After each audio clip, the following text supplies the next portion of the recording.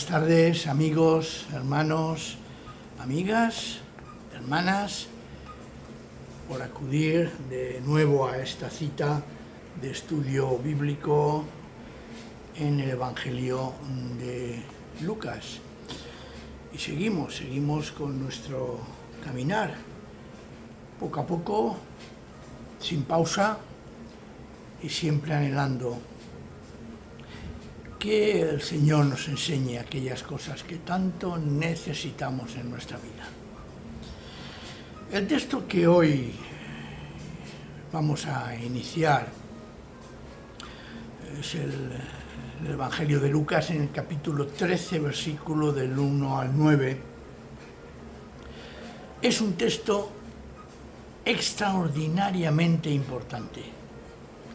Es un texto directo. Aunque parezca que no, que sea uno de aquellos que hay de tantos en que el Señor habla y enseña. Es un texto, repito, directo y que no tiene rodeos, porque plantea varias cuestiones que están ligadas entre sí. El tema tan conflictivo que presenta es importante abordarlo porque es algo que sucede muy fácilmente, por desgracia, en nuestras iglesias y en nuestros ámbitos religiosos. Es el hecho de que si te pasa algo, si tienes una enfermedad, una desgracia, si las cosas no te salen bien, es porque quizás tu vida no responde a la voluntad de Dios. Tu vida está manchada por algún pecado que has cometido. Esa mentalidad es una mentalidad que aparecía en aquella época y que aparece en varias situaciones, como por ejemplo en el libro de Job, en que precisamente el fiscal, el tentador, el acusador, Satán, plantea el tema de que si Job es una persona que actúa según el designio y la voluntad de Dios, ¿por qué sufre desgracias? Esa era la mentalidad de entonces. A causa del desconocimiento real de las Escrituras, y cómo no, también las cosas son así, por una mala enseñanza recibida. Repito, cosa que ocurre en según qué ámbitos religiosos hoy en día. Mirar, todo lo que hacemos, pensamos o dejamos de hacer tiene sus consecuencias. Repito, lo que pensamos influye en lo que hacemos porque surge de nuestro interior y se plasma en nuestra realidad de cada día. Es consecuencia de nuestro pensamiento, de nuestras creencias, de nuestras inquietudes, como muchas veces actuamos. Y también hay que ser sinceros, lo que dejamos de hacer es también algo que se nos puede considerar como falta. En Santiago capítulo 4, el versículo 17, hay una frase que es interesantísima, porque quien sabe hacer el bien y no lo hace, comete pecado. No solamente es lo que hacemos, sino lo que no hacemos, lo que puede constituir a veces un no hacer la voluntad de Dios y por lo tanto pecado. La verdad es que el pecado, también es cierto, hay que verlo así, tiene sus consecuencias y hay que asimilarlas. El perdón del Señor incluye, cómo no también, que a veces tengamos que sufrir las consecuencias del pecado. Porque el perdón del Señor, por un motivo de amor, nunca elimina definitivamente las consecuencias del pecado, porque tiene una función pedagógica. El Señor nos enseña a través de las consecuencias de nuestro mal comportamiento para que aprendamos cómo debemos de actuar. Pero nunca es causa-efecto necesariamente, y menos según nuestros criterios. En nuestro pasaje de hoy, Lucas 13, a Jesús, algunos con una intención no muy sana, quieren comprometerlo. Dice, por aquel mismo tiempo se presentaron unos a Jesús y le hablaron de aquellos galileos a quienes Pilato había hecho matar, cuando ofrecían el sacrificio, mezclando así su sangre con la de los animales sacrificados.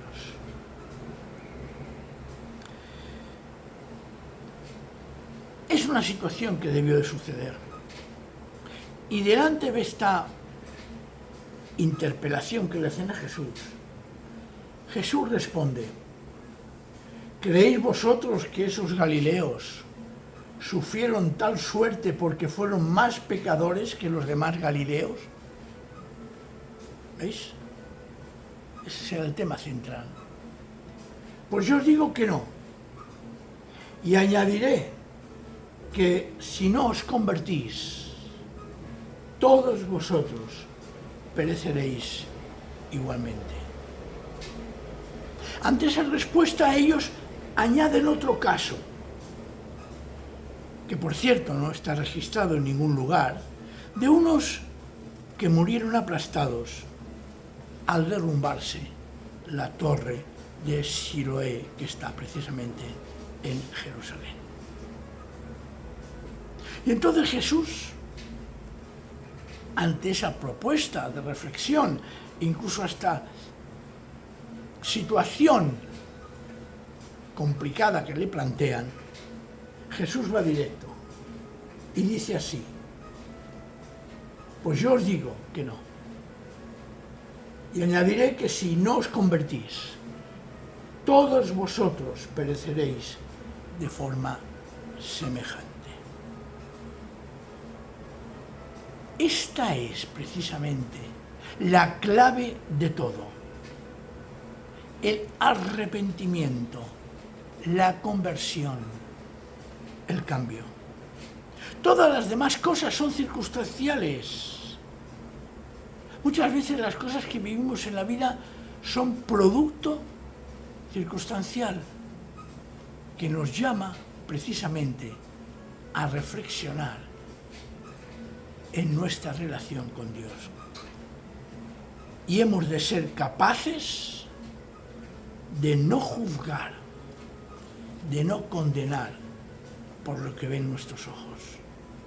Hemos de ser capaces, nos lo enseña Jesús en el fondo, de superar nuestras ideas, nuestros propios prejuicios, incluso nuestros odios, y comprender que lo importante, y solo lo importante, en nuestra vida es tener una relación de amistad con Dios.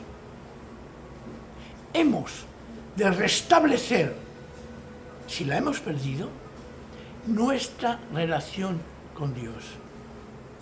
Y solo esto se alcanza cuando nos volvemos a Dios y por esa relación con Él, de amor, cambiamos de conducta. Y nada más. Y nada más. Es peligroso ir juzgando a los demás según lo que están viviendo, pensando más en cosas que no son que en los que realmente son. Y por eso Jesús, en ese contexto, aunque los editores de la Biblia muchas veces separan estas dos situaciones, sin embargo, para mí personalmente considero que es un solo bloque, dice en el versículo 6 del capítulo 13 de Lucas: Jesús les contó entonces esta parábola. Dice: un hombre había plantado una higuera en su viña, pero cuando fue a buscar higos en ella, no encontró ninguno. Entonces dijo al que cuidaba la viña: ya hace 3 años, número simbólico, pero 3 años, número 3, como todos sabéis, tiene un gran significado en la Escritura. Dice: hace 3 años que vengo en busca de higos a esta higuera y nunca, y subrayo, nunca los encuentro. Así que córtala para que no ocupe terreno inútilmente. Pero el viñador le contestó: Señor, déjala un año más. Cavaré la tierra alrededor de ella y le echaré abono. Puede ser que después dé fruto. Y si no da, entonces la corta. El Señor nos ha plantado en medio de su creación. Nos ha plantado en su viñedo, con la esperanza de que demos fruto. Algunos autores, y con razón, dicen y afirman que la primera idea de Jesús es que está hablando del pueblo de Israel. La viña es el pueblo de Israel. La higuera también simboliza al pueblo de Israel, que está plantado y no da el fruto que el Señor quiere. Pero aún así, la podemos también aplicar a nosotros. ¿Y qué sucede? Que cuando el amo de la viña no encuentra nada, cuando se da cuenta de que tanto él como nosotros hemos fracasado, porque él también fracasa un poco, evidentemente, porque no recibe lo que en el fondo esperaba, entonces decide cortar la higuera. Y ante la falta de este fruto, repito, ordena cortarla. ¿Pero qué sucede? Su decisión, aún siendo decidida, encuentra el ruego del cuidador, que muy fácilmente le convence, curioso, muy fácilmente le convence de que no la corte, que no lo haga. El viñador y el amo realmente pueden representar al Señor y a Dios, pero están tan unidos, que ambos en el fondo desean lo mismo. Y Dios entonces mantiene la esperanza de obtener fruto. Y da una nueva y preciosa oportunidad. Y la deja un año más. Y aquí vemos una doble vertiente. Tanto Dios como el viñador se arrepienten de su primera intención y entonces se dan, repito, se dan una nueva oportunidad. Los tres se dan una nueva oportunidad. Qué central es la misericordia y la paciencia de Dios para con nosotros, mostrada en esta preciosa parábola de Jesús. Señor, Dios, Se arrepintió, si os acordáis, con Noé. Se arrepintió de haber creado al ser humano, pero tiene ese trazo precioso de misericordia, haciendo que Noé se salve. ¿Os acordáis también de aquella escena? También a mí me entusiasma cuando van aquellos personajes, ángeles, a Sodoma y a Gomorra, y Abraham le dice: Señor, Señor, si fuera 50, ¿destruirías la ciudad? No. Sigue Abraham intentando dar oportunidad para que haya salvación a aquellos pueblos. Pero ¿qué sucede? Que por desgracia no puede haber ninguna oportunidad, porque la maldad era tan grande que había que actuar. Le sabe mal el castigo al Señor que le da al ser humano para que cambie, porque Él quiere que todos nos volvamos a Él. Y cuando nos da una nueva oportunidad, cava a nuestro alrededor para que haya la posibilidad de dar fruto. Nos abona para darnos esperanza. Y intenta preparar todo. Que no quede porque Él no hace nada el hecho de que no demos fruto. Porque somos nosotros los responsables de dar o no dar fruto. Es un estudio que tiene que hacernos reflexionar hoy sobre eso. Así que no hagamos como aquellos que se presentaron a Jesús. No condenemos a nadie. No juzguemos a nadie por su pasado.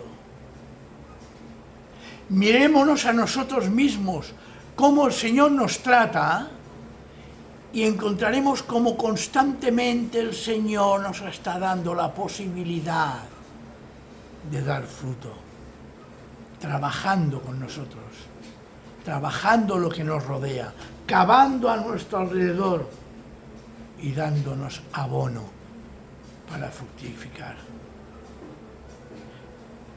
Y la enseñanza de esta tarde es esa: tratemos a los demás de igual manera.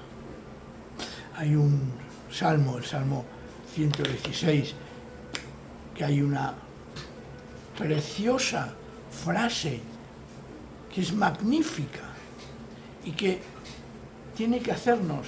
Hay varios textos que nos hablan de esto. En el Salmo 116, en el versículo 15, dice: